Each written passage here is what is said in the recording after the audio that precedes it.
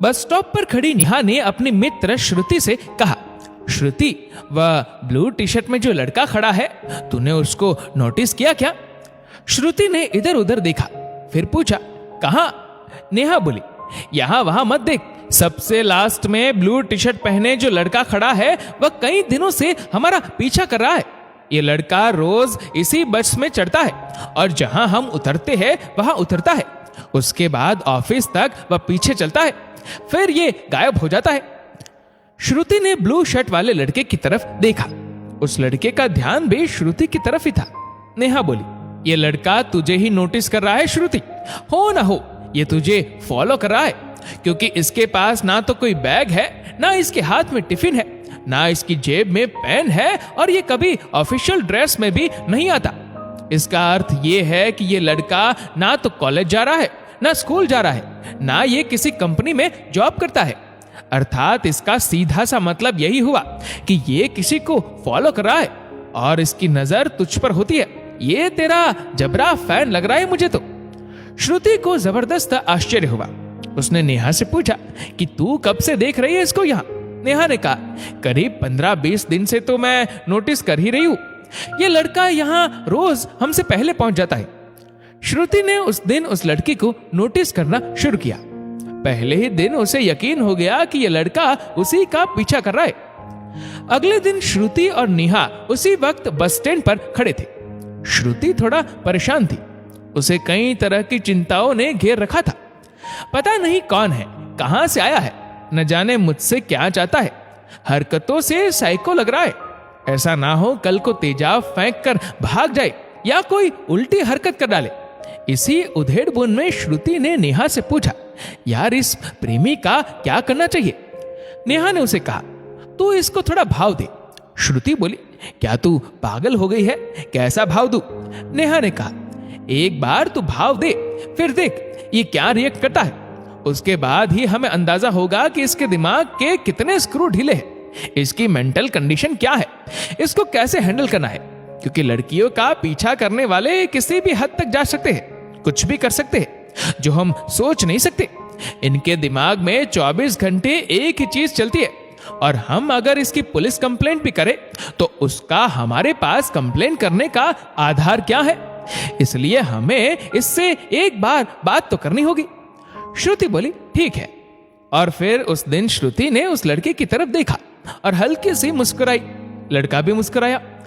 उसके हाव भाव से लग रहा था कि उसे बहुत खुशी हुई है, मानो उसे मांगी हुई मुराद मिल गई हो, लेकिन वह बोला कुछ नहीं।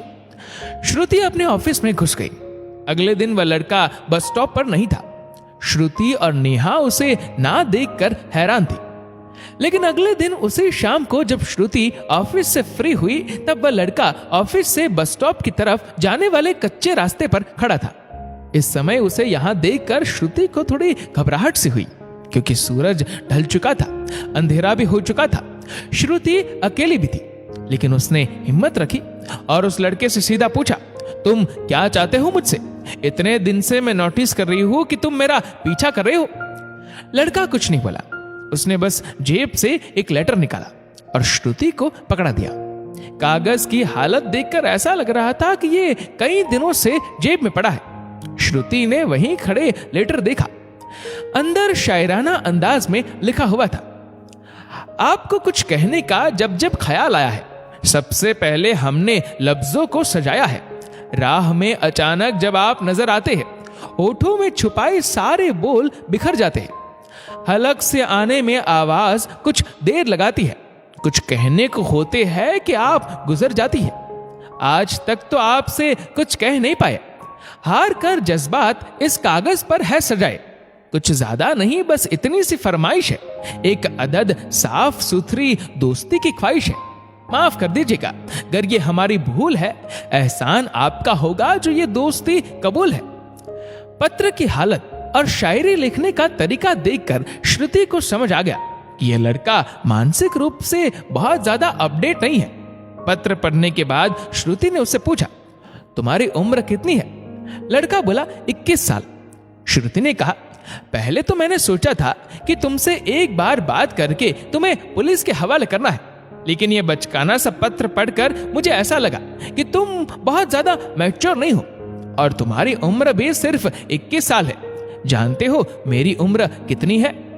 श्रुति का आत्मविश्वास देखकर लड़का एकदम सकपका गया। उससे कुछ बोलने को नहीं बना। तभी श्रुति बोली, मैं 31 साल की हूं और 8 साल का बच्चा है जिसे घर छोड़कर आती हूं।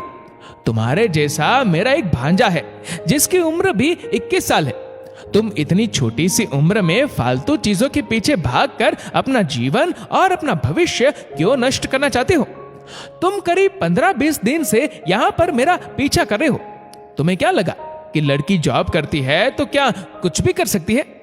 तुम्हारे दिमाग के अंदर ये बात आई कहां से? साउथ इंडिया की फिल्में देखते हो? खैर, कहीं से भी आई हो, लेकिन मैं तुम्हें लास्ट वार्निंग के साथ एक सलाह भी दूंगी कि तुम 20 दिन से मेरा पीछा कर रहे हो। यदि यही 20 दिन अगर तुमने किसी ढंग के काम में खर्च किए होते तो यही वक्त तुम्हारे जिंदगी भर तक काम आता।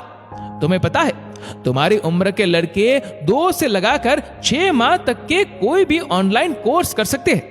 यदि कहीं नौकरी करे तो अच्छे खासे पैसे कमाकर अपना जीवन आसान बना सकते हैं। प्यार, मोहब्बत, इश्कबाजी, ये सब ऐसी चीजें हैं जिसने करोड़ों युवाओं की जिंदगी बर्बाद कर दी है। तुम बताओ, ये फालतू काम करके आज तक कौन कामयाब हुआ है? कामयाब सिर्फ वही हुआ है जो अपने समय को काम की चीजों में खर्च करता है। इसके अलावा कोई भी कामयाब नहीं है। तुम एक साधारण परिवार के लड़के लगते हो और मैं नहीं चाहती कि तुम्हारा परिवार और तुम किसी तरह की मुसीबत में पड़ो। श्रुति ने उस लड़के की कनपट्टी की अच्छी खासी मरम्मत कर दी थी। वह लड़का गर्दन नीची कर सॉरी मैम बोलकर चला गया और श्रुति वहीं से ऑटो करके घर की तरफ चली गई। उस दिन श्रुति को भी दुख हुआ। कितना सुना दिया था उसे और झूठ भी बोला कि उम्र 31 साल है, बच्चा है इत्यादि, लेकिन जरूरी भी था। इस घटना के 7 साल बाद वही लड़का उसी ऑफिस में दाखिल हुआ जहां श्रुति काम करती थी। उसने अंदर आकर पूछा कि यहां पर एक मैडम आती थी श्रुति नाम की, क्या वो अब भी आती है? चौकीदार ने कहा नहीं, उनका प्रमोशन होने के बाद वे मुंबई हेड ऑफिस शिफ्ट हो गई है। लड़के ने हेड ऑफिस से श्रुति का नंबर लिया और कॉल किया। हेलो मैम, पहचाना मुझे? मैं वही 21 साल का लड़का हूं जो आज से 7 साल पहले आपका पीछा किया करता था। श्रुति ने एकदम से पहचान लिया। हाँ तुम, बोलो। लड़का बोला, थैंक यू मैम, आपकी 10 मिनट की क्लास ने मेरा बाकी जीवन सुधार दिया। वहां से निकलने के बाद मैंने बीटेक करने की ठानी और उसमें सफल हुआ। मेरी बहुत अच्छी जॉब भी लग गई। कल अमेरिका की फ्लाइट है। यदि आप उस दिन मुझे नहीं समझाती तो आज मैं इस मुकाम पर नहीं होता। यदि आपसे दोस्ती हो जाती तब भी मुझे वो सब नहीं मिलता जो दोस्ती ना होने से मिला है। ये कॉल सिर्फ आपको थैंक यू कहने के लिए किया है। दिल से शुक्रिया मैम। उस दिन श्रुति को भी बहुत खुशी हुई। बोली, मैं तुम्हारी कामयाबी से बहुत खुश हूं।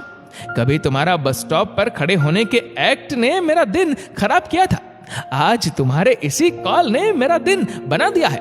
और हाँ, उस दिन तुमसे ऐसे ही कह दिया था कि मैं 31 साल की हूं। मैं तुमसे 3 साल बड़ी हूं और तुम्हारा वो लेटर आज भी मेरे पास सुरक्षित रखा हुआ है। नंबर सेव कर रही हूं, बात होती रहेगी। Bye, all the best.